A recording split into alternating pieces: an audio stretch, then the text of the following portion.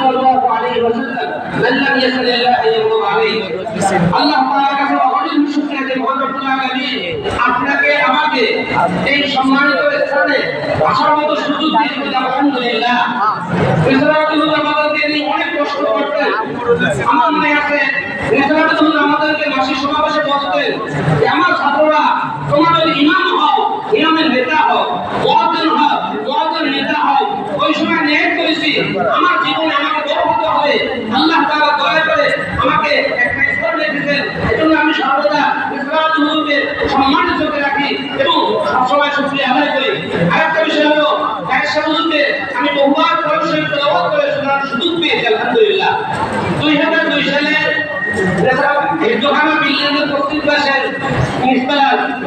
মুবাশশিরুল্লাহ আমাকে বললেন সূরা কোরআনের কোরআন সূরা বকার সূরা আম্বিয়া একটু দেখো আমাকে তেলাওয়াত করে শোনাতে হবে। আমি আয়েশা হুজুর রাহমাতুল্লাহি আলাইহি সরকার পড়তে করা শোনানোর কারণে হুজুর আমাকে 5 টাকা হাদিয়া দিয়েছেন। এটা আমি আবার লিখে দিয়েছি আলহামদুলিল্লাহ। এজন্য আল্লাহ তাআলা আমাদেরকে সবাইকে কবুল করুন। আরেকটা বিষয় হলো রিসালাতুল্লাহ একটা কথা বলতেন যে প্রেস সময় বলতেন মাহফিলে বলতেন আমি একটা মুফতি হাফেজ পেয়েছি। যে হুজুরকে পড়তে হবে কারণ হুজুরকে যখন লিখেছেন তখন তার বেতন দিতে মাত্র 2500 টাকা। হুজুর আমাদেরকে খেদমত করতেন। আমরা ছাত্র ছিলাম 32 ছাত্র, এত কষ্ট করো আজ আল্লাহ তাআলা হুজুরকে কবুল করেছেন। আল্লাহ আমাদেরকে সবাইকে কবুল করুন। প্রত্যাশায় আল্লাহ আমাদের সবাইকে রাসূলের সুপারিশ পেয়ে একত্রিত হয়ে জান্নাতে যাওয়ার তৌফিক দান করবেন। ওয়া আলহামদুলিল্লাহি রাব্বিল আলামিন। আসসালামু আলাইকুম।